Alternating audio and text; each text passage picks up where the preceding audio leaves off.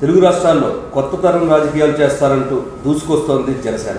Parliament ఎన్నికల్లోనూ తెలంగాణలో పోటీ చేయడానికి సిద్ధమవుతుంది. మొట్టమొదటి ఎంపీ అభ్యర్థిగా ప్రకటించిన మహేందర్ రెడ్డి మనతో ఉన్నారు. తెలంగాణలో జనసేన ఎలా ముందుకెళ్లబోతోంది, ఈ విషయాలన్నీ మహేందర్ రెడ్డి గారిని అడిగి తెలుసుకుందాం. నమస్తే సార్. నమస్తే. తెలంగాణ పార్లమెంటరీ ఎన్నికల్లో పోటీ చేయబోతున్న సందర్భంగా మీరు ఎలా ఫీల్ అవుతున్నారు? ముందుగా మా అధ్యక్షుడు శ్రీ పవన్ కళ్యాణ్ గారు నాకు తెలంగాణ రాష్ట్రంలో మొట్టమొదటిసారిగా పోటీ చేయడానికి అవకాశం ఇచ్చినందుకు చాలా సంతోషంగా ఉంది. ఆయనకు మీ ద్వారా ఆయన కృతజ్ఞతలు తెలుపుతున్నాను. జనసేనతో ప్రయాణం మీకు ఎలా మొదలైంది? పవన్ కళ్యాణ్ గారితో పరిచయం ఎలా జరిగింది? పవన్ కళ్యాణ్ గారితో గత 14 సంవత్సరాల నుంచి ఒక టైంలో అతన్ని కలిసినప్పటి నుంచి ఆయన భావాలు ఏవైతే ఉన్నాయో, ఆయన సిద్ధాంతాలు ఏవైతే వ్యక్తిగతంగా కానీ మాకు ఒక ప్రయాణం 14 ఇయర్స్ కింద నుంచి మా ప్రయాణం అనేది మొదలైంది. అక్కడి నుంచి ఈ రోజు మటుకైనా కానీ ఏ విధమైన అంటే ఆయన అడుగుజాడల్లో, ఆయనతో నడిచే విధానంలో, ఆయన మనస్తత్వం కానీ, ఆయన ఆలోచన విధానం కానీ నచ్చి ఆయనతో గత 14 సంవత్సరాల నుంచి ఆయన వెంబడే నడవడం జరుగుతుంది. ఇప్పుడు ప్రజల గురించి ఆలోచించేది, ఎక్కువ సమయం ఆయన టైం స్పెండ్ చేసేవాడు. ప్రజలకు ఏదో ఒకటి చేయాలనే తపన ఆయనకు ఎప్పుడు నేను ఆయన దాంట్లో చూసేవాడిని. అవి ఎప్పుడు మాత్రం షేర్ చేసేవాడు. మనం ఇలా ఉండాలా, ఇలా చేయాలి అంటే ఉదాహరణకు కామన్వెల్త్ ప్రొటెక్షన్ ఫోర్స్ ఎప్పుడైతే చేసినప్పుడు నేను అందులో భాగస్వామిని, మనం ఈ విధంగా వెళ్దాము, చేద్దాము అని ఎప్పుడు నిరంతరంగా ఆయన ఎప్పుడైనా కానీ దీని గురించి మాట్లాడేవారు, దీని గురించి చెప్పేవారు. దాని తర్వాత ఎప్పుడైతే PRP స్థాపిద్దాం అనుకున్నప్పుడు PRPలో నేను ఆయనతో యువరాజ్యంలో ఉమ్మడి రంగారెడ్డి జిల్లా అధ్యక్షునిగా పనిచేశాను. మళ్ళీ ఎప్పుడైతే 2014లో జనసేన పార్టీ పెట్టిందో అందులో నేను ఆ పార్టీ ఫౌండర్లో వైస్ ప్రెసిడెంట్గా నేను కొనసాగుతున్నాను. దాని తర్వాత అందరు తెలిసిన విషయాలే. గత 4.5 ఇయర్స్ నుంచి జనసేన ప్రజల గురించి ఏ విధంగా అయితే పోరాటం చేస్తుందో, దానికి మేము ఆయన అడుగుజాడల్లో ఆయన చెప్పినట్టు ఇరు రాష్ట్రాల్లో కలిసి మేము ఆయన చెప్పిన విధంగా ముందుకెళ్తున్నాం. మీరు ఎంపీగా పోటీ చేస్తున్నారు. అసలు మీకు ఆలోచన ఎలా వచ్చింది? అంటే ముందు నుంచి ఉందా ప్రజా జీవితంలోకి వెళ్ళాలని?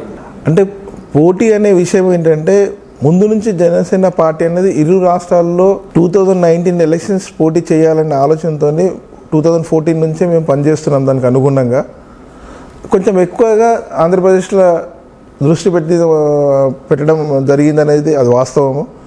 అదే తెలంగాణలో ఎందుకంటే మేము పోటీ చేద్దాం అనుకున్నాము, కానీ ఇక్కడున్న రాష్ట్ర పరిస్థితులు ఏవైతే విధంగా ఉన్నాయో అనుకోకుండా 6 months ఎర్లీ ఎలక్షన్స్ రావడం వల్ల అసెంబ్లీలో మేము పోటీ చేయలేకపోయినాము. ఆ రోజే మా అధ్యక్షులు వారు క్లియర్గా ప్రకటించడం జరిగింది, ఏదైతే పార్లమెంట్ ఎలక్షన్లో తెలంగాణలో జనసేన పార్టీ పోటీ చేస్తుందని. ఆంధ్రప్రదేశ్లో ఎలా ఉందని మీరు చూశారు. కొన్ని కమిటీల్లో కూడా మీరు క్రియాశీలక మెంబర్గా ఉన్నారు. స్క్రీనింగ్ కమిటీలో కూడా మీరు మెంబర్ అనుకుంటారు? అవును, స్క్రీనింగ్ కమిటీలో 5 members కమిటీలో నేను ఒక మెంబర్. ఆ అనుభవాలు ఏంటి చెప్పండి? స్క్రీనింగ్ కమిటీలో ఏవైతే మేము సుమారుగా బయోడేటాలు 11 రోజులు 12 రోజులు స్వీకరించడం జరిగింది. మాకు 2410 దరఖాస్తులు అక్కడ ఆంధ్రప్రదేశ్లో రావడం జరిగింది మాకు. అందులో మీరు చూసుకుంటే ఏంటంటే, ఎవరికైతే ఇప్పటిదాకా మేము అనౌన్స్ చేసిన టికెట్స్ కానీ అక్కడ ఇవ్వడం జరిగింది. ఈవెన్ అసెంబ్లీ కానీ పార్లమెంట్ కానీ రెండింటికి సామాన్యమైన వ్యక్తుల గిట్ట, young stars, particularly young stars గిట్ట 27-28 వయసు ఉన్న యంగ్ స్టార్స్ గిట్ట టికెట్లు ఇవ్వడం జరిగింది జనసేన పార్టీ. ఇవి ఇతర పార్టీలతో మీరు పోల్చుకుంటే ఏ పార్టీలోనైనా కానీ ఇప్పుడు ఏవైతే అక్కడ ఆంధ్రప్రదేశ్లో అటు వైఎస్ఆర్సీపీ కానీ ఇప్పుడు అక్కడ టీడీపీ పార్టీలో కానీ ఏవైతే అభ్యర్థుల పరంగా ప్రకటించిన అభ్యర్థుల పరంగా మీరు చూసుకుంటే మీరు జనసేనకు మీరు క్లియర్గా మీకు వేరియేషన్ ఏవైతే డిఫరెన్స్ ఉందో కనబడుతుంది. అంటే జనసేన పార్టీలో ఎంతైతే ఇంపార్టెంట్ జనసేన పార్టీ యువతరానికి ఇంపార్టెంట్ ఇస్తుందో, అదే మాదిరిగా మహిళలకు ఎంత ఇంపార్టెంట్ ఇస్తుందో మీరు ఇవన్నీ ఏవైతే టికెట్లు ఇప్పటిదాకా అనౌన్స్ చేసిన దాంట్లో మీకు చూస్తే స్పష్టంగా తెలుస్తుంది. ఇక తెలంగాణ విషయానికి వస్తుంది. పార్లమెంట్ ఎలక్షన్లో పోటీ చేస్తారు. మీరు మల్కాజ్గిరి నియోజకవర్గం నుంచి పోటీ చేస్తున్నారు. ఎలా ప్రచారం చేస్తున్నారు సార్? చాలా తక్కువ టైం ఉంది. తెలంగాణలో మల్కాజ్గిరి నియోజకవర్గంలో ఏదైతే నన్ను మొదటి తెలంగాణ పార్లమెంట్ అభ్యర్థిగా నన్ను ప్రకటించినప్పటి నుంచి జనసేన పార్టీకి అంటూ యాజ్ ఏ పార్లమెంట్ పార్లమెంట్ అభ్యర్థిగా నాకంటూ ఒక స్ట్రాటజీ అనేది మేము ప్రిపేర్ చేసుకోవడం జరిగింది. మాకు ఉన్నది ఇక్కడ ఏదైతే స్ట్రెంగ్త్, ముఖ్యంగా పార్లమెంటు దేశంలోనే అతిపెద్ద పార్లమెంట్ అయిన మల్కాజిగిరిలో మాకు ముఖ్యంగా జన సైనికులు క్యాడర్ అనేది విపరీతమైన బలం మాది జనసేన పార్టీకి. అదే మాదిరిగా మహిళలు జనసేన పార్టీకి పూర్తి మద్దతుగా ఉన్నారు. ఈ బలంతోనే మేము జనసేన పార్టీ మల్కాజిగిరి పార్లమెంట్లో గట్టిగా ముందుకెళ్తుంది. ఆంధ్రప్రదేశ్లో ఒక మేనిఫెస్టో రిలీజ్ చేశారు. అవును. తెలంగాణకు ఏమైనా ప్రత్యేకమైన మేనిఫెస్టో ఏమైనా ఉంటుందా? జాతీయ స్థాయిలో మీరు ఏ విధంగా ప్రజలకి హామీలు ఇవ్వబోతున్నారు? మీరు చెప్పిన మాట వాస్తవం అండి. తెలంగాణకు అంటూ ప్రత్యేకించి మేనిఫెస్టో అనేది చేయడం జరగలేదు.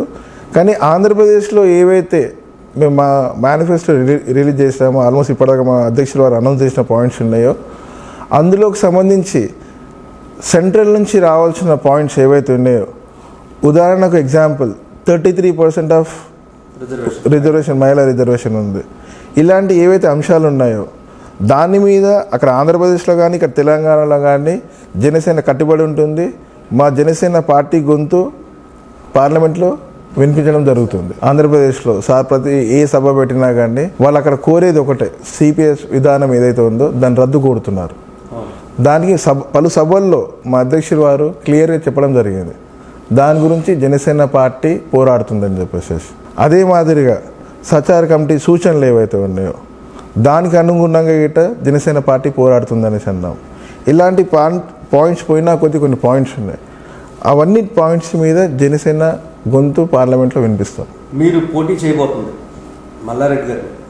ఆయన ఆల్రెడీ కుటుంబం మొత్తం పాలిటిక్స్లో ఉన్నట్టే, ఆయన కుమారుడు, అల్లుడు, ఏ విధంగా మీరు ఆయన పోటీ ఇవ్వబోతున్నారు? మీరు మల్లారెడ్డి గారి గురించి ప్రస్తావించారు కాబట్టి నేను ఒక 2-3 విషయాలు చెప్పదలుచుకున్నాను. మల్లారెడ్డి గారు ముందు 2014 కన్నా బిఫోర్ ఆయన ఎడ్యుకేషనల్ ఇన్స్టిట్యూట్స్కు ఓనర్, గ్రూప్ ఆఫ్ ఇన్స్టిట్యూట్స్. దానికి ఓవర్ నైట్ ఏం జరిగిందో తెలియదు, టీడీపీ నుంచి టికెట్ తెచ్చుకున్నాడు, ఎంపీ టికెట్. రైట్, అందరికీ రైట్ ఉంది, ఎనీ టైం వాళ్ళు పోటీ చేయవచ్చు, ఇవన్నీ అందరికీ ప్రజాస్వామ్యంలో అందరికీ రైట్ ఉంటుంది. చేశారు. ప్రజలు ఆ రోజు మల్కాజిగిరి ప్రతి ఓటర్ మహాశయులు ఆయన ఆశీర్వదించారు, గెలిపించారు. గెలిపించినాక అతి కొద్ది కాలంలోనే సొంత లాభాల గురించి ఆయన ఏవైతే మల్కాజిగిరి పరిధిలో ఉన్న ఆయన ఎడ్యుకేషనల్ ఇన్స్టిట్యూట్స్కు ఇబ్బంది కలగొద్దనే ఉద్దేశంతోనే టీఆర్ఎస్లో జాయిన్ కావడం జరిగింది.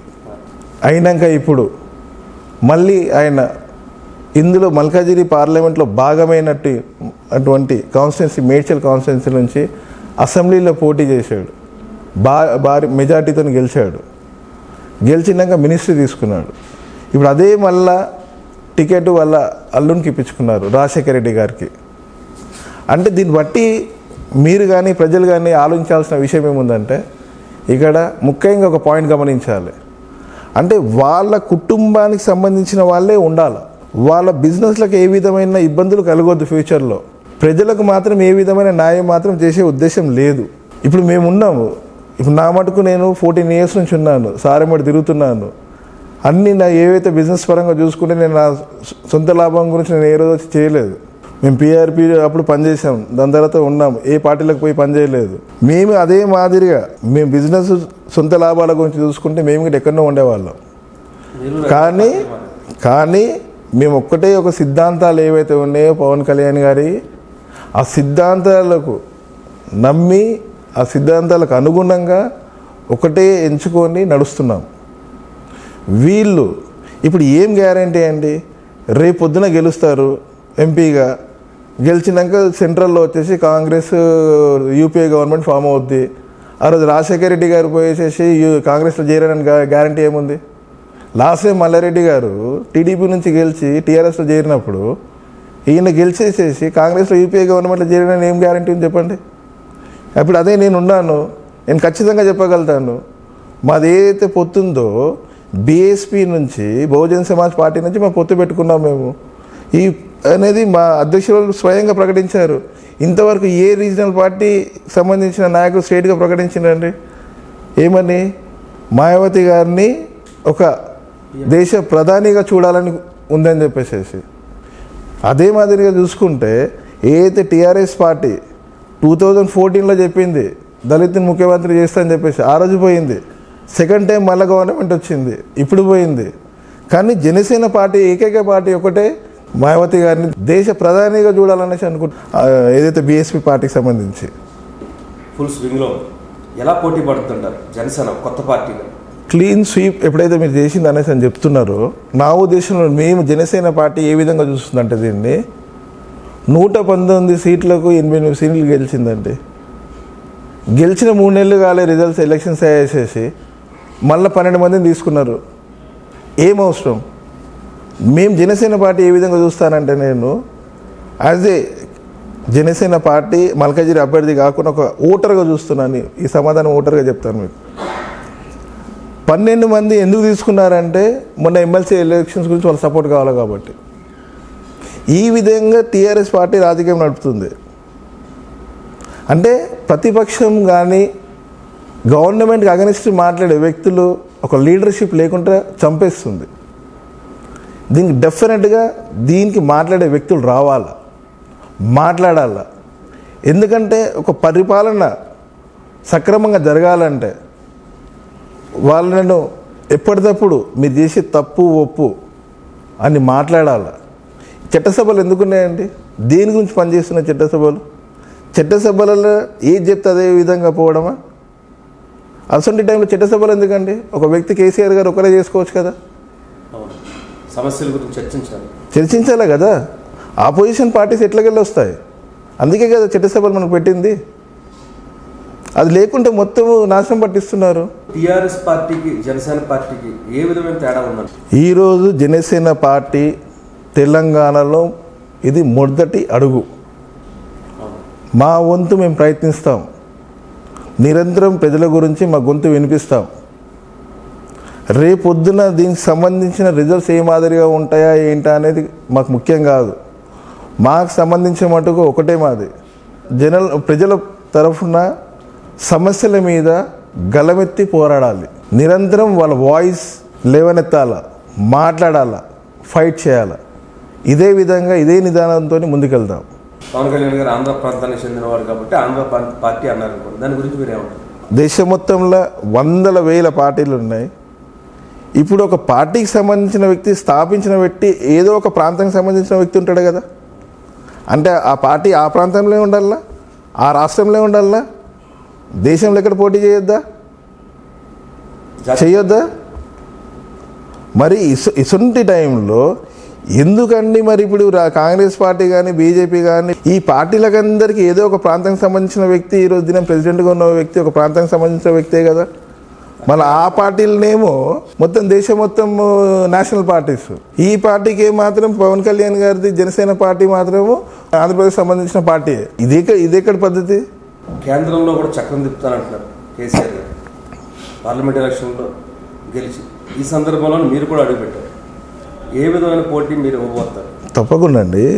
కేసీఆర్ గారు ఏదైతే చెప్పిండ్రో కేంద్రంలో 16 సీట్లు గెలుచుకొని మేము చక్రం తిప్పుతామని చెప్పారో అది వారి అభిప్రాయం, వాళ్ళ పార్టీ అభిప్రాయం, వారి వ్యక్తిగత అభిప్రాయం. నేను దాని గురించి నేనేమి ఏ విధమైన కామెంట్ చేయను. ఇక్కడ ఒక విషయం మాత్రము అక్కడ టీఆర్ఎస్ పార్టీని కానీ ప్రజలకు మాత్రం ఒక విషయం జనసేన పార్టీ తరఫున ఒక మాట మాత్రం చెప్పదలుచుకున్నాను. 16 సీట్లు గెలుచుకొని కేంద్రంలో చక్రం తిప్పుతామని టీఆర్ఎస్ పార్టీ ఏ విధంగా అయితే చెప్తుందో, మేము బీఎస్పీతోని మేము పొత్తు వెళ్తున్నాము. అక్కడ వచ్చేసి యూపీలో 80 సీట్లు ఉన్నాయండి. బీఎస్పీ అండ్ ఎస్పీ పోటీ చేస్తున్నాము. ఇక్కడ ఆంధ్రప్రదేశ్లో 25 సీట్లు ఉన్నాయి, తెలంగాణలో 17 సీట్లు ఉన్నాయి. మొత్తం మళ్ళీ బీఎస్పీ మేము ఓడుతున్నైతే అలయన్స్లో మేము మా మిత్రులు ఎవరైతే ఉన్నారో మళ్ళీ మాకు వచ్చిన సీట్లతో మళ్ళీ మేము ఎలా ముందుకెళ్తాం? మళ్ళీ మేము ఏ విధంగా గట్టిగా తీసుకెళ్తాం? మాకు అనేది మా స్ట్రాటజీస్, మా కూటమికి స్ట్రాటజీస్ అనేది మాకు ఉన్నాయి.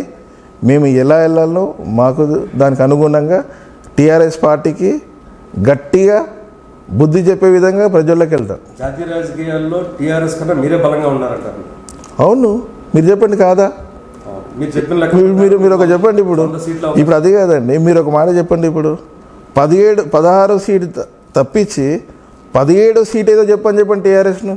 ప్రజలు చాలా సంతృప్తిగా ఉన్నారు టీఆర్ఎస్ సంక్షేమ పథకాల పట్ల అని చెప్పి కేసీఆర్ గారు చెప్తున్నారు. సో ఏ విధంగా మీరు మీ పార్టీ టీఆర్ఎస్ కన్నా బెటర్ పార్టీ అని చెప్పగలరు? ఇప్పుడు మీరు అడిగినండి ఒక మాట చెప్తాను నేను. ముందు మంచి పాలన అందిస్తున్నారు అని చెప్పేసి వాళ్ళు చెప్తున్నారు. నేను చాలా ఇంటర్వ్యూలో చూశాను, చాలా రోజు ఎవ్రీడే పేపర్ టీవీలు ఎక్కడ పెట్టా కానీ వింటూనే ఉంటాను. గత 5 ఏళ్ళ నుంచి చూస్తున్నాను. దీనికి వాళ్ళకంత నమ్మకేమో ఉండుంటే నా ఉద్దేశంలో ప్రీ ఎలక్షన్స్ పోరు, అసెంబ్లీ ఎలక్షన్స్కు. ఇది ప్రతి ఒక్కరు గమనించాల. ఆ కాన్ఫిడెన్స్ ఉండి వాళ్ళు చేసిన ఏవైతే సంక్షేమ పథకాలు ఏవైతే అంటున్నారో చేసిర్రో ఆ కాన్ఫిడెన్స్ ఉన్నప్పుడు వాళ్ళు ప్రీ ఎలక్షన్స్ పోరు. వాళ్ళకు ఒక భయం ఉంది. ఆ భయంతో ప్రీ ఎలక్షన్స్ పోయేసేసి అసెంబ్లీకి వెళ్ళడం జరిగింది. ఇంకో మాట చెప్తా ఇప్పుడు మీకు, ఇది తీసుకోండి. మీరు అడిగినందుకు ఏవైతే ఉందో కాన్ఫిడెన్స్గా వీళ్ళు పోయిన అసెంబ్లీ ఎలక్షన్స్కి వెళ్ళారో డిజాల్వ్ చేసిన రోజు 105 సీట్లు డిక్లేర్ చేశారు వీళ్ళు. ఈ రోజుకు ఒక్క సీట్ నామినేషన్ గడువు స్టార్ట్ అయ్యి ఈరోజు 21వ తారీఖు అఫీషియల్గా అనౌన్స్ చేసింది ఒకటే టికెట్ కరీంనగర్. పార్టీలో కాన్ఫిడెన్స్ లెవెల్స్ పడిపోయినాయి. వాళ్ళకి ఆల్రెడీ తెలుస్తుంది. ఎవరికి భయపడుతున్నారంటారు? కాంగ్రెస్కా మీకా? ప్రజలకు భయపడుతున్నారు. ఒకసారి చెప్తే నమ్ముతారు, 2 సార్లు చెప్తే నమ్ముతారు, పదే చెప్పుకుంటూ పోతుంటే ఎవరు నమ్మరు. అయినా కానీ ఇంకోటి ఏంటంటే అసెంబ్లీకి సంబంధించిన ఎన్నికలు ఒక విధంగా జరుగుతాయి, పార్లమెంట్కి సంబంధించిన ఎన్నికలు ఒక విధంగా జరుగుతాయి. ప్రతి ఓటరు గిట్ట ఆలోచిస్తారు. ఆలోచించి ఓటేస్తారు. జాతీయ స్థాయి ఆకాంక్షలు వేరేగా ఉంటాయి. మనము ఒక సర్పంచ్ ఎలక్షన్స్ అయినా ఒక విధంగా ఆలోచిస్తారు ఓటరు, ఒక మండల ఎలక్షన్స్ అయినా ఒక విధంగా ఉంటుంది, అసెంబ్లీ ఎలక్షన్ అదే మాదిరిగా దేశం గురించి దేశవ్యాప్తంగా ఎంపీ ఎలక్షన్స్ కూడా డిఫరెంట్గా ఉంటాయి. అన్ని ఆలోచనలు ఒక విధంగా ఉండవు. మీకు గట్టి పోటీ ఎవరు ఇవ్వబోతున్నారంటే మిగిలిన అన్ని పార్టీలు? మల్కాజిగిరి కాన్స్టిట్యున్సీలో ఇప్పటికైతే ఎవరైతే క్యాండిడేట్ నిల్చున్నారో అంటే కాంగ్రెస్ నుంచి రేవంత్ రెడ్డి గారు కానీ, ఇక్కడ టీఆర్ఎస్ నుంచి రాజశేఖర రెడ్డి గారు కానీ పోటీ ఎవరు ఇవ్వబోతున్నారు అనేది నేను ఈరోజు దినం పక్కకు పెడతానండి. నేను ప్రజలకు ఏం చేస్తాననేది నాకు ముఖ్యం. నేను కాన్స్టిట్యున్సీకి ఏం డెవలప్ చేస్తాననేది ముఖ్యం. దానికి అనుగుణంగా ముందుకెళ్తాను. మిగిలిన 2 అభ్యర్థుల కన్నా వారి పార్టీల కన్నా మీరు మీ పార్టీ ఏ విధంగా భిన్నమైందనుకుంటున్నారు? ఈరోజు దినం ప్రతి ఒక్క ఓటర్ ఆలోచిస్తుండండి. ఇప్పుడు కాంగ్రెస్ పార్టీ తరఫు నుంచి రేవంత్ రెడ్డి గారు నిల్చున్న ఆయన గత 2 సార్లు నుంచి ఎమ్మెల్యేగా రేవంత్ రెడ్డి గారు ఫస్ట్ టీడీపీ నుంచి లాస్ట్ 2014లో ఎమ్మెల్యేగా గెలిచారు. మధ్యలో కాంగ్రెస్కి పోయారు. కాంగ్రెస్ నుంచి మళ్ళీ అక్కడ కంటెస్ట్ చేసి ఓడిపోయారు కొడంగల్ నుంచి. మళ్ళీ ఈరోజు మళ్ళీ ఎంపీ టికెట్ గురించి అని చెప్పేసి ఇక్కడ మల్కాజిగిరి వచ్చి పోటీ చేస్తున్నారు. ఇప్పుడు అదేవిధంగా ఇంతకుముందే చెప్పారు మల్లిరెడ్డి గారు వాళ్ళ టికెట్ ఏ విధంగా అని చెప్పేసి. అయితే ప్రజలు ఎందుకు ఇస్తారు నాకు నమ్మకం ఉందంటే ప్రజల మీద. వీళ్ళు గత 10 సంవత్సరాల నుంచి వీళ్ళకు రాజకీయాలు చేస్తున్నా వీరు ఏ విధంగా అయితే వీళ్ళు సొంతంగా అభివృద్ధి చెందినరో బిఫోర్ 10 years అంటే రాజకీయంలోకి వచ్చేకన్నా బిఫోర్ ఎలా ఉన్నారు, ఆఫ్టర్ 10 years ఈరోజు దినం ఎలా ఉన్నారు, ఒక ఓటరు ఓటేసే ముందు ఒక్కసారి ఆలోచిస్తే మీరు అడిగిన ప్రశ్నకు ప్రతి ఒక్క ఓటర్కు సమాధానం దొరుకుతుంది. మీరే చెప్పారు 10 సంవత్సరాల క్రితం వాళ్ళ పరిస్థితికి ఇప్పటికీ చాలా తేడా వచ్చింది. అలా అయితే వాళ్ళు కోటాను కోట్ల రూపాయలు సంపాదించారు. మీరు ఎంత ఖర్చు పెట్టబోతున్నారు వాళ్ళకి దీటుగా? మేము ఏదైతే ఉందో వాళ్ళు ఎన్ని కోట్లు ఖర్చు పెట్టినా మీ ద్వారా మల్కాజిగిరికి సంబంధించిన ప్రతి ఓటర్కి చెప్తున్నాను, తెలియజేస్తున్నాను. వాళ్ళకి ఒక రిక్వెస్ట్ నా తరఫు నుంచి, జనసేన పార్టీ తరఫు నుంచి, వాళ్ళు ఎన్ని డబ్బులు ఇచ్చినా తీసుకోండి. ఏదైతే జనసేన పార్టీ ఉందో, ఏదైతే ఎలక్షన్ కమిషనర్ మాకు లిమిట్ అనేది కేటాయించిందో 70 లక్షల ఒక ఎంపీ అభ్యర్థి ఖర్చు చేయాలో దానికి లోబడే మేము ముందుకెళ్తాం. మల్కాజిగిరిలో పోటీ చేయబోతున్నారు. స్థానిక సమస్యల గురించి అని తెలుసుకున్నారా సార్? ఫస్ట్ నేనేంటంటే నా నేటివ్ ప్లేస్ కుత్బుల్లాపూర్ కాన్స్టిట్యున్సీలో మల్కాజిరి పార్లమెంట్లో ఇదొక అసెంబ్లీ సెగ్మెంట్. అక్కడ నేను పుట్టి పెరిగింది. ఒక 15 సంవత్సరాలు సికింద్రాబాద్ కంటోన్మెంట్లో ఉన్నాను, అక్కడ పుట్టి పెరిగాను, అక్కడ ఉంది.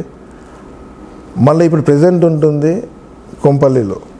అయితే ఏవైతే మీరు ప్రస్తావించారో ఇప్పుడు స్థానిక సమస్యల గురించి, స్థానిక సమస్యల మీద నాకు అవగాహన ఉంది.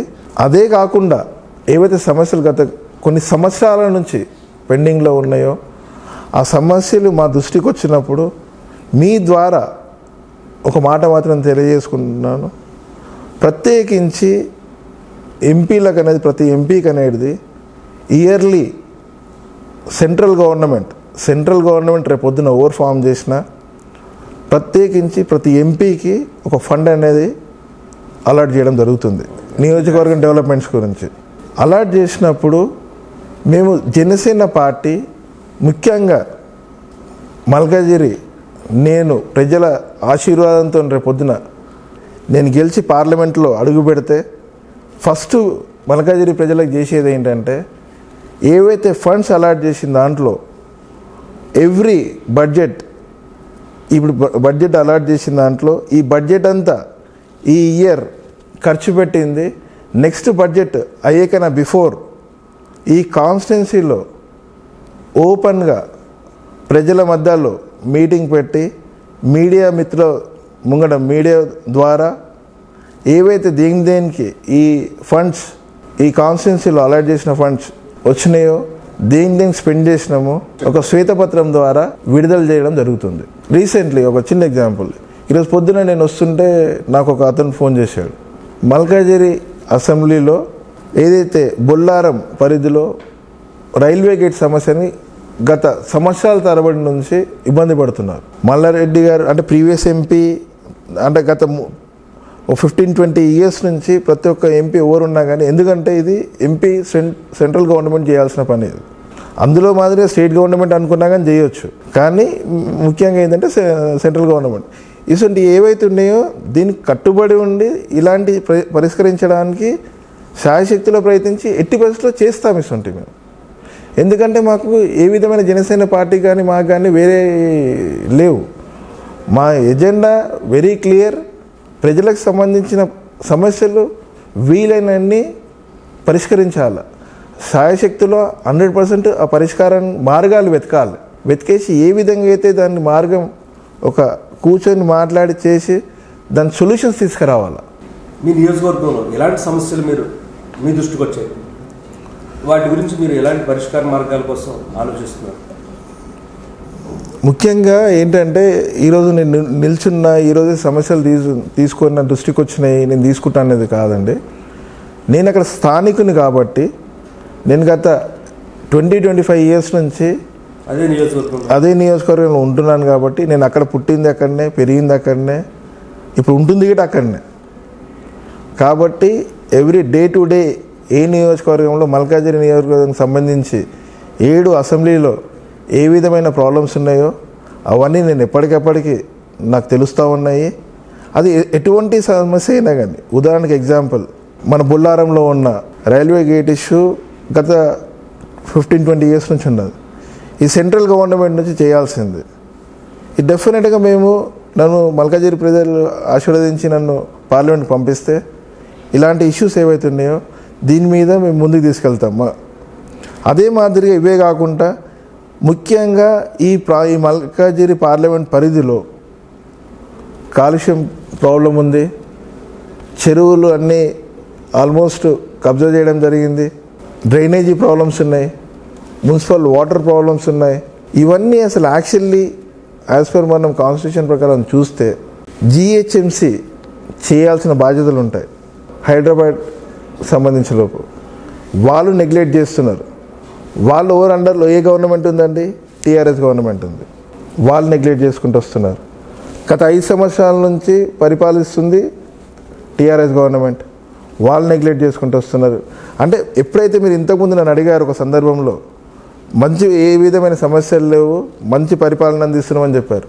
మంచి పరిపాలన అందిస్తున్నప్పుడు ఈ సమస్యలు అనేసి ఇంకా ఎందుకుంటాయి? గత 25 years నుంచి నేను అబ్జర్వ్ చేస్తున్నానండి. సమస్యలు మాత్రం విపరీతంగా ఉన్నాయి ఈ నియోజకవర్గంలో. ప్రతి ఎలక్షన్స్కి బిఫోర్ ఎవరు కంటెస్ట్ చేసినా కానీ ఏ ఎమ్మెల్యేగా ఎంపీగా కంటెస్ట్ చేసిన ప్రతి వ్యక్తులు ఈ ప్రాబ్లమ్స్ ఉన్నాయి, నేను సాల్వ్ చేస్తాను అని ప్రతి ఒక్కరు చెప్పిన వాళ్ళే ఉన్నారు. దాని తర్వాత చూసుకుంటే ఎవరు గెలిచినా ఇంతవరకు సాల్వ్ చేసినాయి అనేది లేదు. నేను ఎందుకు ఇంత ఖచ్చితంగా 100% నేను చెప్పగలిగితే సాల్వ్ చేయలేరు అని చెప్పేసి ఏవైనా సమస్యలు ఏవైతే ఉన్నాయో ఉదాహరణకు చెప్తాను, నేను కొన్ని ప్రస్తావిస్తాను. బొల్లారంలో ఉన్న రైల్వే బ్రిడ్జ్ వాళ్ళ గేట్ పడి అది చాలా హెవీ ట్రాఫిక్ ఉండే ట్రాక్, అది ఎప్పుడు నిరంతరం పడుతుంది, కానీ ఇంతవరకు ఎవరు చేయలేదు. అక్కడ ప్రజలు ఎంతగానో కష్టపడుతున్నారంటే కిలోమీటర్స్ ట్రాఫిక్ జామ్ అవుతుంది. అదే మాదిరిగా నియోజకవర్గంలో మీరు ఇంతకుముందు అన్నారు టీఆర్ఎస్ గవర్నమెంట్ మంచి పరిపాలన అందిస్తుంది రాష్ట్రానికి, ప్రజలందరూ సంతోషంగా ఉంటారు అని చెప్పేసి, ఏ విధమైన ఇబ్బందులు లేవని చెప్పి. ప్రజలకి ఇప్పుడు కావాల్సింది ఏంటంటే ముఖ్యంగా కలుషితం లేని వాతావరణం కావాలి. కానీ ఇక్కడ మల్కాజిగిరి పార్లమెంట్ పరిధిలో ఉన్న 7 అసెంబ్లీలో ఇక్కడ చూసినా ఇదే కాదు, రాష్ట్రం మొత్తంలో కూడా మీరు చూస్తున్నారు కాలుష్య సమస్యలు ఏ విధంగా విపరీతంగా పెరుగుతున్నాయి. అందులో భాగంగా మనం చూసుకుంటే మల్కాజిగిరి పార్లమెంట్ పరిధిలో వాటర్ ప్రాబ్లమ్స్ ఉన్నాయి, విపరీతంగా డ్రైనేజ్ ప్రాబ్లమ్స్ ఉన్నాయి, రోడ్ల ప్రాబ్లమ్స్ ఉన్నాయి. కంటోన్మెంట్లో లాస్ట్ టర్మ్లో ఏదైతే ఏఓసి సెంటర్లో గేట్ రోడ్ బంద్ చేయడం, క్లోజ్ చేయడం జరిగింది. దాని గురించి అసలు ప్రజలు ఎంతగానో కష్టపడ్డారంటే దానికి అది బంద్ చేసుడు వల్ల 45 minutes జర్నీ అనేది వాళ్ళకు ఎక్కువ అయ్యేది రోజుకు. అక్కడ నివసించే వాళ్ళు ప్రతి ఒక్కరు జాబ్ చేసుకునేవాళ్ళు, వాళ్ళు పోయేసేసి రావాలంటే పోయేటప్పుడు 45 minutes, వచ్చేటప్పుడు 45 minutes, 1.5 hour పర్ డేకి వాళ్ళు అడిషనల్ వాళ్ళు వేస్ట్ అయింది. దానికి ఒక చిన్న ఎగ్జాంపుల్, అక్కడ ఉన్న వాళ్ళకి ప్రతి ఒక్కరికి అంతసేపటికి వాళ్ళకి ఎక్స్పెన్సెస్ కూడా ఎంత పెరిగి ఉంటాయి ఆలోచించుకోండి. తిరిగి పోయే దాంట్లో ఒక సామాన్యమైన జాబ్ చేసుకునే వ్యక్తి ఒక 50 రూపాయలు రోజుకు భారం పడ్డా నెలకు వచ్చేసి 1500 రూపాయలు అడిషనల్ ఎక్స్పెన్సెస్ అవుద్ది. ఇలాంటివన్నీ ఎవరు పట్టించుకుంటున్నారండి, ఏడ చేస్తున్నారు? దీని ద్వారా ఏదైతే మల్కాజిగిరి పార్లమెంట్ సంబంధించి ఎన్నైతే చెరువులు ఉండనో మల్కాజిగిరి పార్లమెంట్ పరిధిలో ఇక్కడ ఉన్న ఈ ప్రాంతంలో మొత్తము రియల్ ఎస్టేట్ భూముల రేట్లు చాలా, ల్యాండ్ రేట్స్ చాలా ఎక్కువ. గవర్నమెంట్ 2014లో ఫామ్ చేసినప్పటి నుంచి చెరువులు మింగేసి కబ్జాలు చేసి ప్లాట్లు చేసి అమ్మేసేసారు. అలాంటి దాంట్లో మిషన్ భగీరథ కానీ మిషన్ కాకతీయ కానీ చెరువులు లేనప్పుడు ఏం పని చేస్తుందండి, ఏ విధంగా ఉపయోగపడుతుంది? మల్కాజిగిరి పార్లమెంట్ సంబంధించి ఇతర చోట్ల ఏడైతే ఉన్నాయో, ఎక్కడైతే భూమి వాల్యూ, ల్యాండ్ వాల్యూ తక్కువ ఉందో అక్కడ చేసుకుంటూ వచ్చారు, అక్కడ చూపెడుతున్నారు. చేసిన దగ్గర గవర్నమెంట్ అడ్వర్టైజ్మెంట్లు కానీ రోజు టీవీల్లో పేపర్లో వేసి పంపిస్తూనే ఉన్నారు. నేను అడిగేది మల్కాజిగిరి పార్లమెంట్లో ఇంతకుముందు చెరువులు లేవా? పూర్వకాలంలో లేకుండా చెరువులు ఇప్పుడు ఎక్కడ పోయినాయి? ఇప్పుడు ఏవైతే 2014 ఈ ప్రాజెక్ట్ స్టార్ట్ చేసినప్పటి నుంచి 2014 నుంచి మీరు ఉదాహరణకు ఎగ్జాంపుల్ మొత్తం కబ్జాలు చేసి అపార్ట్మెంట్స్ కట్టి మొత్తము సామాన్యమైన ప్రజలకు తెలియదు, వాళ్ళకు ఇది చెరువా, ప్రాపర్ ల్యాండ్ కాదా అని చెప్పి కబ్జా చేసిన ల్యాండ్లలో చెరువులు నింపేసి పూడ్చేసి ఇవన్నీ అపార్ట్మెంట్స్ కట్టడం జరిగింది. దానికి ఉదాహరణనే లాస్ట్ 2-3 yearsలో మనం ఎప్పుడు వర్షాకాలంలో వర్షం పడ్డప్పుడు ఒక్కొక్క ఏరియాలో అక్కడ ప్రగతి నగర్ చూసుకున్నా, ఇక్కడ కుక్కుర్పల్లిలో కొన్ని ప్రాంతాలు చూసుకున్నా, ఇక్కడ మనం వేరే మల్కాజిగిరి సైడ్ చూసుకున్నా, పలు ప్రాంతాలు అక్కడ సరూర్ నగర్ సైడ్ చూసుకున్నా, ఎల్బీ నగర్ కాన్స్టిట్యున్సీ అక్కడ సైడ్ చూసుకున్నా, అన్ని ప్రాంతాల్లో ఇంచుమించుగా 6 అడుగుల నుంచి 10 అడుగుల దాకా అపార్ట్మెంట్స్లకు నీళ్ళు వచ్చాయి. ఇది కాదని చెప్పండి. ఇదే ప్రగతి నగర్లో మొత్తం కాలనీ మునిగిపోతే మన గౌరవనీయులైనటువంటి వారు మంత్రివర్యులు కేటీఆర్ గారు వెళ్ళి అక్కడ 2 days ఉన్నారు. అక్కడ నుంచి వాళ్ళను షిఫ్ట్ చేయడం జరిగింది. స్టేట్మెంట్ ఇచ్చారు అప్పుడు, ఈ అపార్ట్మెంట్స్ అన్ని కులగొట్టండి అని చెప్పి 1-2 నామమాత్రానికి అలా చేశారు. దాని తర్వాత మళ్ళీ అన్నీ టేబుల్ కింద చేతులు ఏమి మారినాయో తెలియదు, కానీ మళ్ళీ పని ఆగిపోయింది. మళ్ళీ ఆ పని అట్లా ముందుకు పోలేదు. అంటే పబ్లిసిటీ కోసమే తప్ప చిత్తశుద్ధితో పనిచేయట్లేదంట.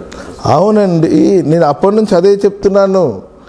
ఎప్పుడైతే ఉన్నాయో, ఎప్పుడైతే స్టేట్మెంట్ ఇచ్చిండ్రో చేసిండ్రో, ఈ చెరువు ఉంది అని చెప్పేసి ఇక్కడికి ఈ అపార్ట్మెంట్స్ అన్నీ ఇల్లీగల్గా కట్టిండ్రని చెప్పి భారీ అక్షరాలతో మీడియా పేపర్లో వచ్చినాయి. ఈ లేఅవుట్లో ఇన్ని గణం అని చెప్పేసి వచ్చినాయి. కొన్ని ప్రాంతాల్లో, మల్కాజిగిరి ప్రాంతంలో ఈ విధంగా ఎన్నో సమస్యలు ఉన్నాయండి. నేను ఇది గిట్ట చెప్తున్నాను నీతి నిజాయితీగా. నేను వచ్చి ఏదో ఓవర్ నైట్ చేసేసి అద్భుతం చేసేస్తాను చెప్పట్లా. జనసేన పార్టీతోని నాతోని ఇది మొదటి అడుగు కాబట్టి వీలైనంత మట్టుకు బెటర్ చేస్తామని చెప్తున్నాను. మేము కొత్త వ్యక్తులం. జనసేన పార్టీ ఫస్ట్ టైం పోటీ చేస్తుంది కాబట్టి మాకున్న స్ట్రెంత్ అంతా యూత్. ఈ యూత్ని అందరినీ బిల్డ్ చేసి కొత్త తరం రావాలి. వాళ్ళకి సమస్యలు, వాళ్ళకి ఏం కష్టపడుతుందో వాళ్ళకి తెలుసు. వీళ్ళ యూత్ ఫ్యూచర్, వీళ్ళు ఓల్డ్ జనరేషన్ అంటే ఏది ముందు రాజకీయ నాయకులు ఏ విధంగా వాళ్ళ గురించి ఆలోచించుకుంటూ చేస్తున్నారు. ఇప్పుడు ఏది మారాలి అంటే మా ఉద్దేశంలో వీళ్ళ ఫ్యూచర్ వీళ్ళే డెవలప్ చేసుకోవాలా. వీళ్ళ ఫ్యూచర్కి అనుగుణంగా వీరే ప్లాన్ చేసుకొని ముందుకు నడవాలా. ప్రోత్సహిస్తున్నాం. అందులో భాగంగానే మేము ఇచ్చిన అక్కడ ఆంధ్రప్రదేశ్లో ఎన్నైతే సీట్లలో చూడండి, అంత most of the 50% nearby యూతే ఉంటుంది. ఇదే జనసేన పార్టీ ఆశయాలు, సిద్ధాంతాలు. దీని గురించే ఫైట్ చేస్తుంది. ఎప్పుడైతే జనసేన పార్టీ స్థాపించిన రోజే మా అధ్యక్షులు చెప్పడం జరిగింది, పార్టీ ఏదో ఇది సంవత్సరము ఒక ఎలక్షన్ 2 ఎలక్షన్స్ గురించి పెట్టిన పార్టీ కాదు, 25 సంవత్సరాల గురించి పెట్టిన పార్టీ. అంటే ఈరోజు పుట్టిన పిల్లోడి గిట్ట ఆ రోజు దినం జనసేన పార్టీ లైఫ్ ఇస్తుంది 25 years తర్వాత గిట్ట. అంటే ఇదే టైంలో సేమ్ టైంలో ఒకేసారి ఆంధ్రప్రదేశ్లోనూ తెలంగాణలో కూడా ఎలక్షన్. మరి మీ అధ్యక్షుడి నుంచి ఎలాంటి ప్రచారం మీకు లభించే అవకాశం ఉందంటారు? అధ్యక్షుడి నుంచి ఫస్ట్ మల్కాజిగిరిలో ఉన్న జనసేన పార్టీకి సంబంధించిన ప్రతి కార్యకర్తకు, పవన్ కళ్యాణ్ గారి అభిమానులకు, అక్కా చెల్లెళ్ళకు, ప్రతి ఒక్కరు మీ ద్వారా నాకు ఈ అదృష్టం ఇప్పుడు వాళ్ళతో పంచుకునే వచ్చింది కాబట్టి, ఆయన వచ్చినా రాకున్నా ఆయన ఏదైతే ఆయన గత సంవత్సరాల తరబడి గుండెల్లో పెట్టి వాళ్ళు చూసుకుంటున్నారు. ఆయన ఇప్పుడు ప్రచారానికి ఎప్పుడు వస్తారు, ఎప్పుడు రారు, ఇంకా షెడ్యూల్ అనేది ఖరారు చేస్తున్నారు. కానీ ఆయన వచ్చినా రాకున్నా, ఒక్కరోజు వచ్చిపోయినా, 4 రోజులు టైం వచ్చి 4 రోజులు వచ్చిపోయినా, ఏమున్నా కానీ అంతే ఆరాధిస్తారని చెప్పేసి, ఆశీర్వదిస్తారని చెప్పి పూర్తి నమ్మకంతో ఉన్నాను. ఎంత మెజారిటీ వచ్చే అవకాశం ఉందంటారు సార్ మల్కాజిగిరి? నేను ఈరోజు గెలుపు ఓటమి అనేది ముఖ్యం కాదండి. మాకు గెలుపు ఓటమి మెజారిటీలు ఇవన్నీ ముఖ్యం కాదండి. మాకు కావాల్సింది ఏంటంటే జనసేన పార్టీకి ప్రత్యేకించి మాకు ఏ విధంగా అయితే తెలంగాణ రాష్ట్రంలో రాజకీయ పరిణామాలు రోజు రోజుకు చేంజ్ అవ్వకుండా జరుగుతున్నాయో, లాస్ట్ ఒక 5 days నుంచి చూసుకుంటే ఈరోజు మీరు ఖచ్చితంగా చెప్పగలుగుతారా అండి ఏ నాయకుడు ఏ పార్టీలో ఉండని చెప్పి? అదే చెప్తున్నాను. ఇప్పుడు మరి 88 సీట్లు సాధించిన తర్వాత మరో 13 మందిని చేర్చుకున్నట్టు తెలుస్తుంది. రేపొద్దున మీ పార్టీ పరిస్థితి ఏంటంటారు? మీరు కూడా 16 మందిని నిలబెట్టబోతున్నారు. ఎగ్జాక్ట్లీ. ఇప్పుడు ప్రతి ఒక్కరికి ఈ డౌట్ రావడం సహజమండి. మీరు ఇంతగానో మా పార్టీని అంటున్నారు, వాళ్ళు చేంజ్ చేయరు, మేము చేంజ్ చేయమంటూ, మరి మీరు చేంజ్ కారు అని చెప్పేసి ఏదైతే మీరు అడిగిన ప్రశ్నకు నా సమాధానం ఏంటంటే, ఈరోజు నేను చెప్పుకోలేను, ఎలా ప్రూవ్ చేసుకోగలుగుతాను? నాకంటూ ఎప్పుడైతే ఆ సమయం నాకు వస్తుందో, ఆపర్చునిటీ నాకు వస్తుందో, నేనేంటో తెలుస్తుంది. నాకు ఆ ఆపర్చునిటీ రాకముందు నువ్వు ఎలా ప్రూవ్ చేసుకుంటావు అంటే ఎట్లా చెప్పాలా? కానీ ప్రజలకు ఎంతో అంత నేను చెప్పాల్సిన బాధ్యత నా మీద ఈరోజు మల్కాజిగిరి పార్లమెంట్ నుంచి అభ్యర్థిగా నేను చెప్పాల్సిన బాధ్యత ఏంటంటే, ఏ విధంగా మీ నమ్మకం ఒకటే అండి నేను ఇచ్చేది ఈరోజు దినం. ఎట్లయితే మేము మాకు ఆపర్చునిటీస్ వచ్చినా 14 సంవత్సరాల నుంచి పవన్ కళ్యాణ్ గారితో ఎట్లయితే నడిచినామో, ఈ 14 yearsలో ఎన్ని ఇబ్బందులు వచ్చినా చేసినా ఆయనను వీడకుంటూ ఆయన వెంబడే నడిచిన, అదే మాదిరిగా అదే కాన్ఫిడెన్స్తో నన్ను నమ్మండి, ఆశీర్వదించండి. ప్రస్తుతానికి నేను ఇదే చెప్పగలుగుతాను. నాకు నిజంగా మీరు అడిగిన దానికి మెజార్టీతో నేను గెలిచినాక అప్పుడు ఏంటో ఈ మహేందర్ రెడ్డి గారు ఏ విధంగా నిల్చుంటాడు, మాట మీద నిల్చుండే వ్యక్తియా కాదా, అప్పుడు ప్రతి ఒక్క ఓటర్కు అర్థమవుతుంది. టీఆర్ఎస్ పార్టీ కేంద్రంలో చక్రం తిప్పుతూ ఉంటాం. సరే అండి, దానికి సమాధానం చెప్పే ముందు రేపు గెలుస్తుందా గెలవరా అనేది రిజల్ట్ వచ్చినాక చూద్దాం. దానికి సమాధానం టీఆర్ఎస్ పార్టీకి ఒక క్వశ్చన్ ఏంటంటే, జనసేన పార్టీ తరఫు నుంచి ముందు వీళ్ళు 2014లో వచ్చిన దాని తర్వాత మళ్ళీ కొంతమంది ఎంపీలు టీఆర్ఎస్ పార్టీలోకి వచ్చారు. ఓవరాల్గా 14 ఎంపీస్ దాకా టీఆర్ఎస్ పార్టీకే ఉండే, ఇప్పుడు దాకా ఉన్నారు. వీళ్ళు ఏదైతే రాష్ట్ర విభజన జరిగినప్పుడు ఎంతైతే కొట్లాడి తెలంగాణ రాష్ట్రం తెచ్చుకున్నారో విభజన హామీల గురించి, అందులో ప్రస్తావించిన హామీల గురించి, ప్రామిసెస్ ఏదైతే యూపీఏ గవర్నమెంట్ అప్పుడు చేసిందో గత 5 సంవత్సరాల నుంచి అవే తేలేకపోయారు. తెలంగాణ రాష్ట్రానికి ఇచ్చిన హామీలండి, అవే తేలేకపోయారు. ఇప్పుడు ఉదాహరణకు మేజర్ దాంట్లలో ఉంది. మళ్ళీ ఈ మధ్యలో టీవీ ఛానల్స్లో కానీ పత్రికల్లో కానీ చూస్తున్నాం. డిసెంబర్లో మనకు హైకోర్టు విభజన 4 సంవత్సరాల తర్వాత జరిగింది మనకు. అంటే ఇలాంటి ఎన్నో ఉన్నాయి మనకు. ఇవన్నీ ఏంటంటే అక్కడ ఆంధ్రప్రదేశ్లో చూసుకున్నా కానీ బీజేపీ గవర్నమెంట్ ఏం చేసింది, railway zone, Visakha railway zone మొన్న ప్రకటించారు. ఎప్పుడు చేస్తారండి వీళ్ళు నెక్స్ట్ గవర్నమెంట్లోకి వస్తారా, చేస్తారా? అంటే ఇవన్నీ కేవలం ఎలక్షన్స్ వచ్చినప్పుడు వీళ్ళొక ఎలక్షన్ ఓట్ బ్యాంక్ స్ట్రాటజీ మాత్రమే. వీళ్ళు ఇంప్లిమెంటేషన్స్ చెయ్యరు. నిజంగా చేసే ఉద్దేశం ఉంటే వీళ్ళు ఎప్పుడైతే గవర్నమెంట్ ఫామ్ చేయగానే ఇవన్నీ ప్రజల గురించి కానీ రాష్ట్రాల గురించి ఆలోచించినప్పుడు ఏవైనా కానీ ఇష్యూస్ ఎక్కడ స్టార్ట్ చేసినా అవి ప్రజలకు ఉపయోగపడాల్సినవి. వీళ్ళు ఇమ్మీడియట్గా చేయాలి. కానీ ఎలక్షన్స్ ముందే ఎందుకు చేస్తారు అంటే only purpose of vote bank, దాన్ని తప్పించి ఇంకేం లేదు. ఎలక్షన్స్ కోసమే చేస్తారు. టీఆర్ఎస్ పార్టీ నుంచి కేసీఆర్ గారు 16 సీట్లు గెలిచి జాతీయ స్థాయి రాజకీయాల్లో చక్రం తిప్పుతామని చెప్తున్నారు. నిర్ణాయక శక్తిగా మారదామని చెప్పి ఆయన ప్రయత్నాల్లో ఆయన ఉన్నారు. దానికి సంబంధించి మీ జనసేన పార్టీ ఎలా ఎదుర్కోబోతుంది? ఒక్కొక్క సందర్భంలో మనకేంటంటే మీరు చెప్పిన దానికి కొన్ని సందర్భాల్లో ఒక్క ఎంపీ గిట్ట చాలా కీలకమండి. ఉదాహరణకు తీసుకుంటే మనకు 1998లో గవర్నమెంట్ ఎప్పుడైతే ఫామ్ అయిందో వాజ్పేయి గారిది ఎన్డీఏ గవర్నమెంట్, ఒకే ఓటుతో గవర్నమెంట్ పడిపోయింది. అవి ఇంపార్టెంట్. ప్రతి ఎంపీ ఎంత ఇంపార్టెంటో మనకు దీన్ని బట్టి అర్థం చేసుకోవచ్చు. కానీ కేసీఆర్ గారు ఏదైతే పదే చెప్తున్నారో 16 సీట్లు గెలిస్తే కేంద్రంలో చక్రం తింటామని చెప్తున్నారో అది టీఆర్ఎస్ పార్టీ స్టాండ్ ఉండొచ్చు. నేనేమంటానంటే ఇక్కడ అదే విధంగా ఏవైతే ఇతర పార్టీలు ఉన్నాయి, ఈరోజు మా కూటమే తీసుకోండి, బీఎస్పీ అండ్ జనసేన పార్టీ, అక్కడ ఆంధ్రప్రదేశ్లో తీసుకుంటే సిపిఐ సిపిఎం పార్టీస్, మాకు ఇంచుమించుగా మేము ఈరోజు దినం పోటీ చేస్తున్నాము సుమారుగా 140-150 సీట్లలో.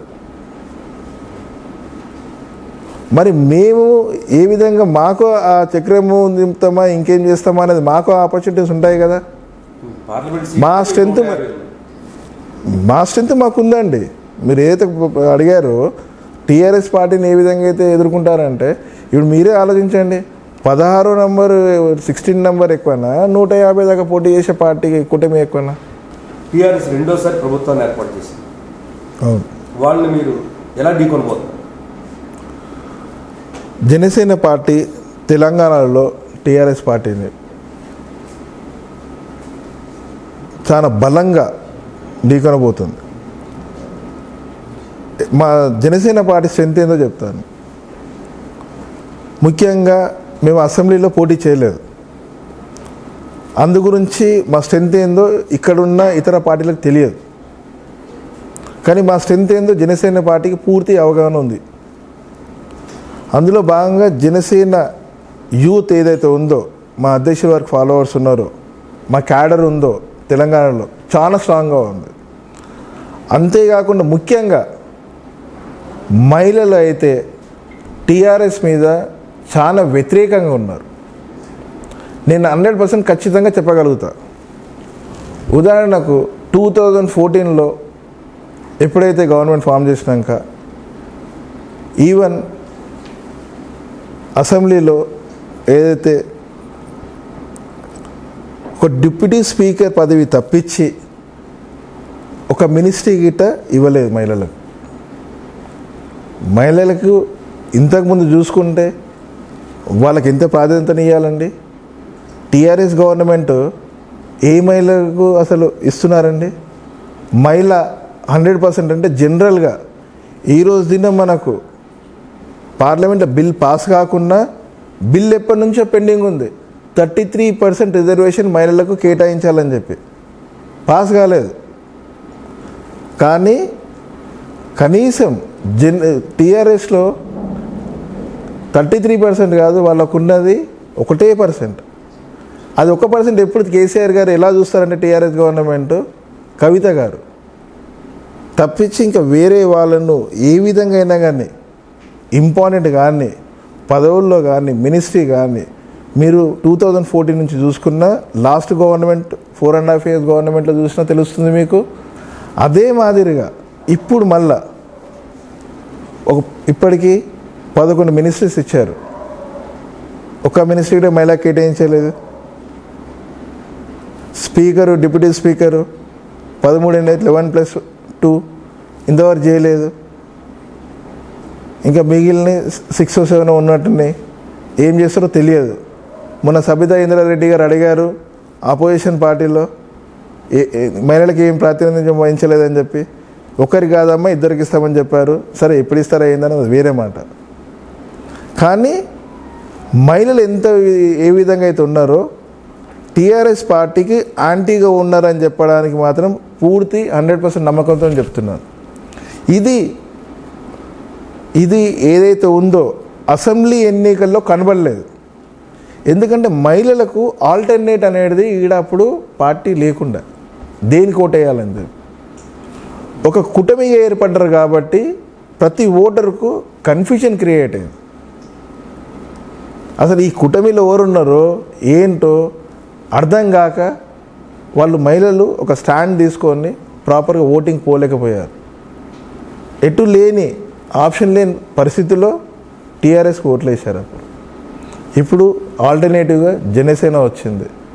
ముఖ్యంగా యువత మహిళలు జనసేనకు సపోర్ట్ చేస్తారని పూర్తి నమ్మకం విశ్వాసం నాకుంది. మీ పార్టీ మహిళలకు 33% సాధిస్తుందంటారు? 33% ఏదైతే ఉందో మా ప్రీ మేనిఫెస్టోలో మా దాంట్లో మేము పెట్టిందో దానికి అనుగుణంగా అడుగులు మాత్రం మేము ఇప్పటి నుంచి వేస్తున్నాం. ఉదాహరణకి ఎగ్జాంపుల్ తీసుకోండి. మేము ఫస్ట్ కమిటీ గిట్ట ఇంచుమించుగా సుమారుగా వేసిన దాంట్లో ఇప్పటిదాకా మేము పార్టీ డెవలప్ చేసే స్ట్రక్చర్లో కానీ ఒక 300-400 పోస్టులు వేసిన అందులో ఫస్ట్ మేము వేసింది గిట్ట కమిటీ గిట్ట మహిళా కమిటీలో వేసామండి. అనౌన్స్ చేయడం గిట్ట సుమారుగా 170-180 మందిని ఫస్ట్ మహిళా కమిటీలనే వేయడం జరిగింది. దాని తర్వాత ఏవైతే వేరే కమిటీలు ఆంధ్రప్రదేశ్లో ముఖ్యంగా ఈ మాదిరిగా పార్టీ వీరంత మట్టుకు ఈరోజు పక్కాగా 33% ఉందని చెప్తలేను, కానీ మేము కంప్లీట్ కాల ఏ విషయంలో అయినా కానీ 33%కి రీచ్ కావడానికి మాత్రం మేము ట్రై చేసుకుంటూ వెళ్తున్నాం. మా అధ్యక్షుల వారికి ఇదే మాట ప్రస్తావించిండ్రు. ఈరోజు దినం వీలంత మటుకు మనం చేసుకుంటూ వెళ్దాము. 33% అనేది జనసేన పార్టీ కట్టుబడి ఉంది. సార్ మీ నేపథ్యం గురించి చెప్పండి. సామాన్యమైన రైతు కుటుంబం నుంచి వచ్చేవాడిని. మాకు అక్క మేము 4 అన్నదమ్ములము. నేను అందులో లాస్ట్. అంటే మా ముందు నుంచి అయినా కానీ అగ్రికల్చర్, మా ఫాదర్ అగ్రికల్చర్ చేసేవాడు. మా మదర్ 90sలో సర్పంచ్గా చేసింది. బెస్ట్ సర్పంచ్ అవార్డు రావడం జరిగింది. పొలిటికల్ బ్యాక్గ్రౌండ్ ఒక టర్మ్ అంటే మా చిన్నాన్న గారు ఊర్లో సర్పంచ్గా 3 terms వేశారు. అయినాక దాని తర్వాత లేడీ రిజైడ్ అవుతే మా మదర్ని నిల్చోబెట్టాం. మా మదర్ ఒక టర్మ్ చేసింది. బెస్ట్ సర్పంచ్ అవార్డు గిట్ట పొందింది అప్పట్లో. దాని తర్వాత వివిధ కారణాల వల్ల మళ్ళీ మేము బిజినెస్లు అనేది చేసుకోవడం జరుగుతుంది. ఎప్పుడైతే నా ఎడ్యుకేషన్ ఇవంతా సికింద్రాబాద్లో ఇవన్నీ జరిగింది, అప్పుడున్న పరిస్థితుల్లో మా స్టడీస్ అనేది మధ్యలోనే ఆపడం జరిగింది. మళ్ళీ ఈ బిజినెస్ కానీ ఇవన్నీ కానీ చేసుకుంటూ దాని తర్వాత మా ఫైనాన్షియల్లీ ఇవన్నీ ఒకటి మంచిగా డెవలప్ కావడం కానీ ఓన్గా ముందుకెళ్ళడం జరిగింది. ఓవరాల్గా మాత్రం ఎప్పటి నుంచి అయితే పవన్ కళ్యాణ్ గారు పరిచయం అయినరో ఆయనతో దగ్గర నుంచి నేర్చుకోవాల్సిన విషయాలు ఎన్నో ఉన్నాయి. అంటే మీరు బిజినెస్లో ఉన్నారు, అవును, ఆయనేమో ఫిల్మ్ ఫీల్డ్లో ఉన్నారు, అవును, చాలా బిజీగా ఉంటుంది. ఇద్దరు కూడా మీ రంగాల్లో మీ పరిచయం ఎలా జరిగింది? అంటే ఒక సందర్భంలో సిపిఎఫ్ పెట్టినప్పుడు ఏంటంటే ఇట్నే ఒక కామన్ ఫ్రెండ్ ఇక్కడికి పవన్ కళ్యాణ్ గారి దగ్గరకు వచ్చేవారు. ఆ కామన్ ఫ్రెండ్ ద్వారా ఒకసారి వచ్చి కలిసినప్పుడు మాట్లాడినప్పుడు సార్ ఏవైతే ఆయన ఒక 1/2 అవర్ 45 మినిట్స్ మాట్లాడినప్పుడు ఆయన ఆలోచన విధానంగా ఆయన సిద్ధాంతాలు కాదు ఆ రోజు మొదలుపెట్టిన జర్నీ ఈ రోజు దాకా ఏంటంటే ఎందుకు గురించి మెయిన్ ముఖ్యంగా ఇక్కడ చెప్పాలంటే ఎందుకు గురించి అట్రాక్ట్ అయిందో ఈ రోజుకు నాకు తెలియదు. సినిమా అభిమానం అయితే పూర్తిగా కాదు, పూర్తిగా ఆలోచనల పరంగా ఏ రోజు సినిమాలు అనేది వేరండి. ప్యూర్గా పవన్ కళ్యాణ్ గారితో నాకున్న ఆయన అంటే రెస్పెక్ట్ కానీ గౌరవం కానీ ఓన్లీ ఆయన సిద్ధాంతాలు, ఆయన నమ్మే విధానం, ఆయన ఏ విధంగా అయితే ఆలోచిస్తాడో ఆయనతోని జనరల్గా నన్ను చాలామంది కమెంట్ చేస్తారండి. మీకు ఇంకో మాట చెప్తాను, చాలామంది నన్ను బయట మా ఫ్రెండ్స్ కానీ ఇంకోరు కానీ ఎంతో అడుగుతారు నాకు, నువ్వు ఉత్తగా లాస్ట్ 14 years నుంచి తిరుగుకుంటా ఉండేసేసి చాలా టైం వేస్ట్ చేసుకున్నావేమో అన్న విధంగా మాట్లాడతారు కొంతమంది.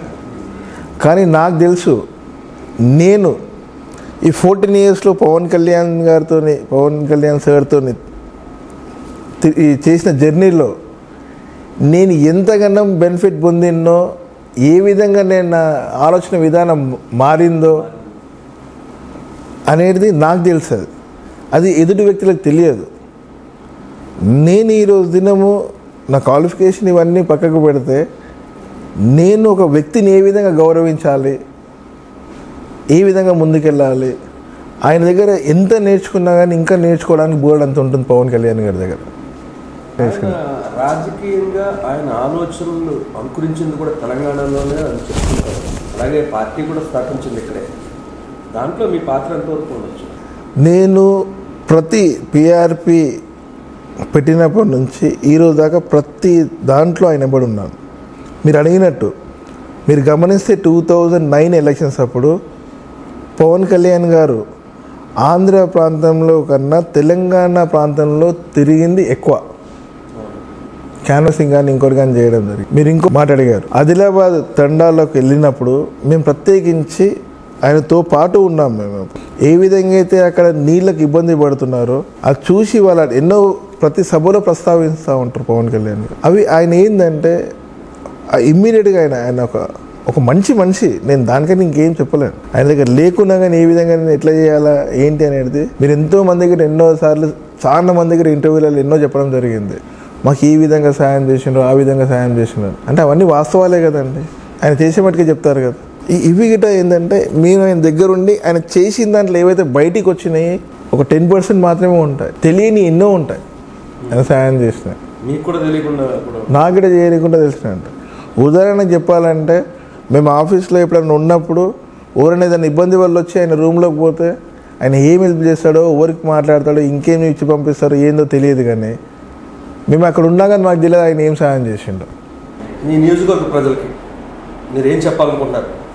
మల్కాజిగిరి నియోజకవర్గ ప్రజలకు మీ ద్వారా కోరేది ఒకటే, మీరు ఓటేసే ముందు మీ ముందున్న అభ్యర్థులు వారి గురించి ఆలోచించి ఎవరైతే మీకు సరైన వ్యక్తి, ఒక మంచి పరిపాలన ఉన్న సమస్యల మీద వీలైనంత మట్టుకు మీ అందుబాటులో ఉండి నిరంతరం మీ సమస్యల మీద పోరాటం చేసే వ్యక్తి, ఆ వ్యక్తి గురించి కనుక్కొని ఆ వ్యక్తికి ఓటేయాలని మీ అందరికీ మనవి చేసుకుంటూ, మీకు ప్రతి ఒక్క మల్కాజిగిరి పార్లమెంట్ నియోజకవర్గంలో ఉన్న ఓటర్ మహాశయులకు జనసేన పార్టీ తరఫు నుంచి మహేందర్ రెడ్డి అయిన చూస్తున్నటువంటి నా తరఫు నుంచి ఓటేసే ముందు ఒక్కసారి ఆలోచించండి.